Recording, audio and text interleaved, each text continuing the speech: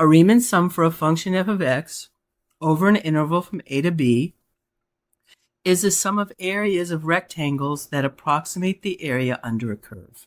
I have a lot of slides for that, but basically what that means is if I have a graph and I call this A and I call this B, and let's say the graph looks like that, and it just keeps going maybe out here. Let's say I want to find the area from A to B. Well, it's not that easy because it's not a shape that we recognize. But what we can do is make rectangles inside here and estimate the area. Start by dividing the interval into n subinterval, where each subinterval will be the base of a rectangle. I'm going to start here and end there. And let's say n equals 4. And then I have 1 rectangle, 2 rectangles, 3 rectangles, and 4 rectangles. So I have 4 rectangles, and n is 4. And then we want them all to be the same width. What would the width be?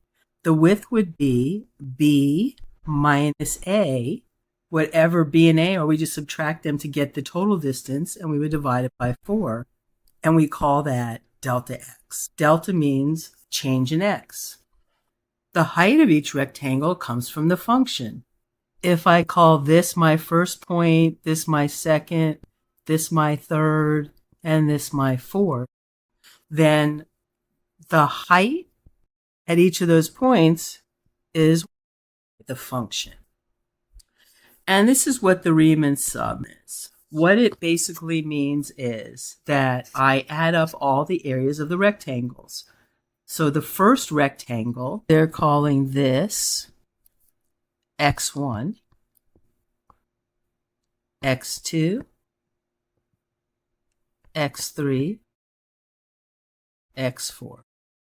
This notation just means to add up the base, our delta x. And I'm going to multiply it by the heights. Since the bases are all the same, add all the heights together and then multiply it by the base.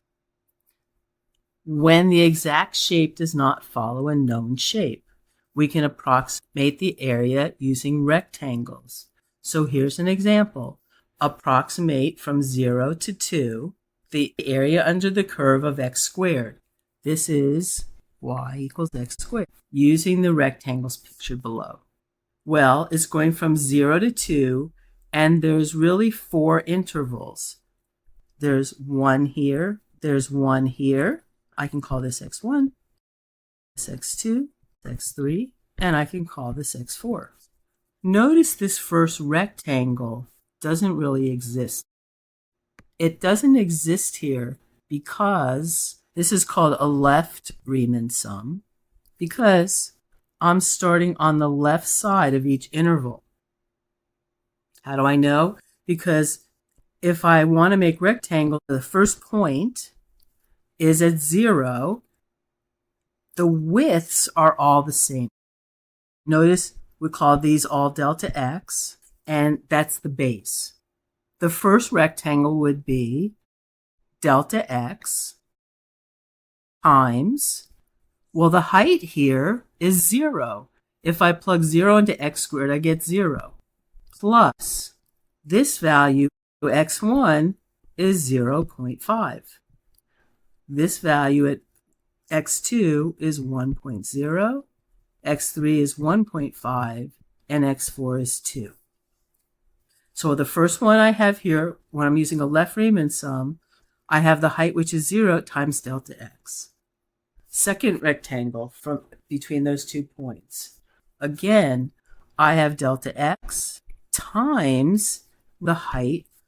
Well, the height at this point right here is when x equals 0.5 or 1/2. I can go to my function when x equals 1/2, x squared is 1/4.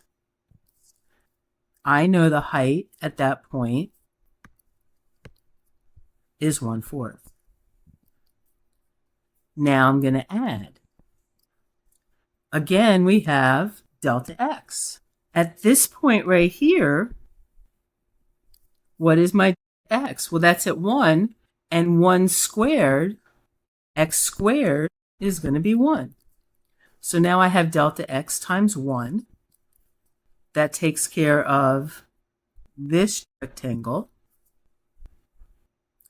And my last rectangle, my height is at 1.5 or 3/2. I'm just going to do 3/2. X squared equals 9/4, which is 2 and 1/4. That means I have delta x times 2.25. I can factor out at delta x here from each one of those, and I get 0 plus 1/4 plus 1 plus 2.25, which is equal to delta x times 1/4 plus 1 is 1 1/4 plus 2 1/4 is 3 1/2. This would be 3, I'll just write 3 1/2. Now what's delta x? Delta x is equal to the furthest point to the right, which is going to be 2, minus the furthest point to the left, which is 0. And I'm going to divide it by the number of rectangles. Each rectangle has a base of 2/4 or 1/2. This is equal to 1/2 times 7/2, which is equal to 7/4, or you can say it's equal to 1.75. So if I want to approximate the area under this curve between the curve and the x-axis, and I'm only going to make 4 boxes, I'm going to say that my area is approximately 1.75. Notice here, this is A. We're starting there. This is B. We're ending here. And we have a certain amount of rectangles between them. But this is left Riemann sum because each rectangle is starting on the height of the left side. Where it hits on the left, that's how I make my rectangle. Notice the right Riemann sum, it's touching the curve on the right side. And then we have also got a midpoint Riemann sum, and notice it's in the middle of each interval is where it's touching the graph. The same exact curve, left, right, and midpoint. On the left Riemann sum, there's spaces here that are not filled. It's very likely that we're going to underestimate the area here, even though this goes above and this goes above. Mostly it's under. So this would be an underestimate. Here, a lot of the graph is going above the curve. Except for right here, everything is above the curve. This would be an overestimate. And then the midpoint, as you can see, it looks like on this side we're under, but on this side we're over a little.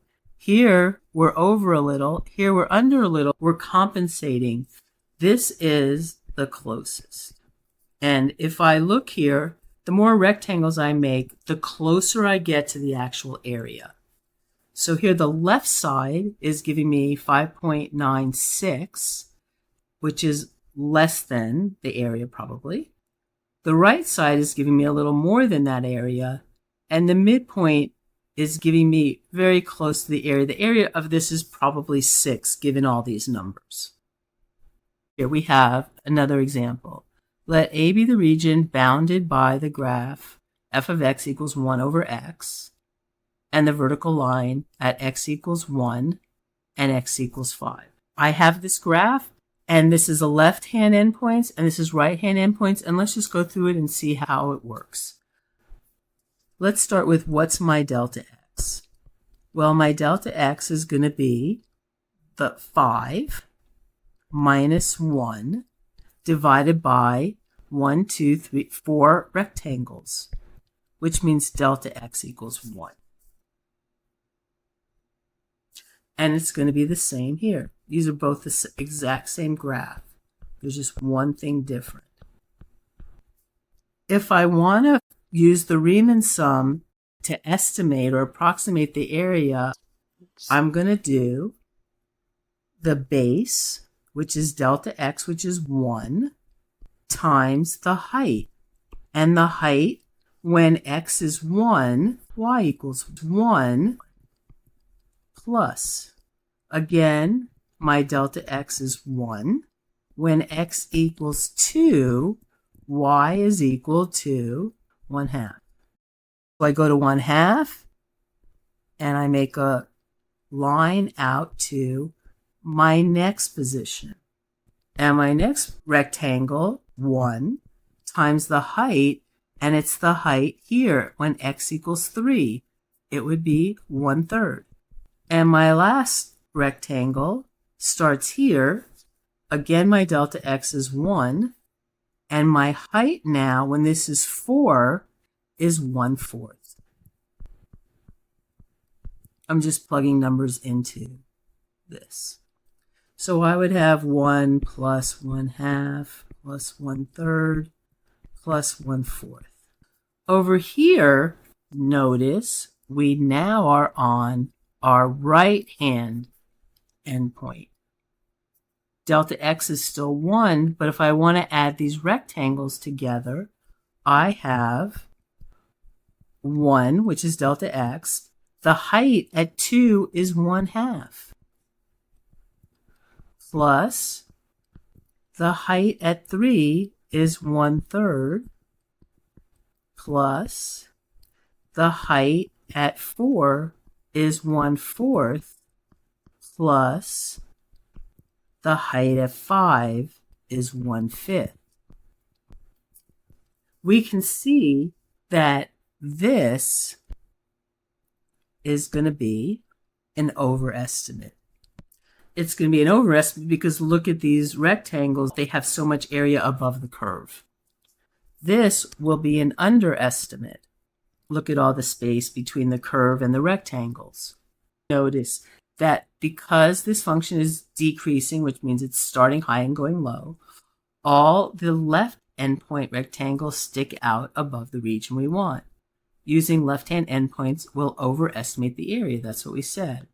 All the right-hand rectangles lie completely under the curve, so the estimate will be an underestimate. These sums of areas of rectangles are called Riemann sums. In general, the average of the left and right-hand estimates will be closer to the real area than either individual estimate. So if I take 2.083 and I add 1.2833 and I divide it by 2, I get approximately 1.68, which is closer to the actual area, which is about 1.61. Because one's an overestimate and one's an underestimate, if we want a better answer, we make more rectangles. The more rectangles we make, the better the estimate. Here we have an example. This first one right here only has 2 rectangles. This one gets a little better. We have 4 rectangles. But look what happens when we have 64 rectangles. Even if I make it pretty big, it almost looks like it's colored in because there's not much above or below. It's pretty close. And imagine if I had 200 rectangles. The more rectangles I make, the closer I get to the actual area. And here's an approximation. So here's the number of subintervals, the length of each subinterval, 1 interval, then it's 8 seconds. If we have 2 intervals, it's half of that, and so on. Here, That's the width of each rectangle.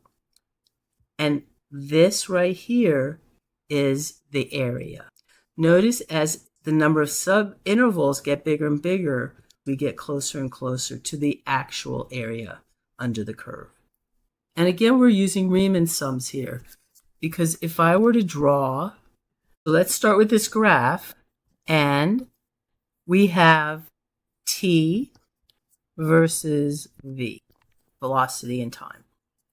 And we go from 0 to 55 seconds. This is 11, 22, 33, 44, and 55. At 0, I'm at 20. At 11, 15.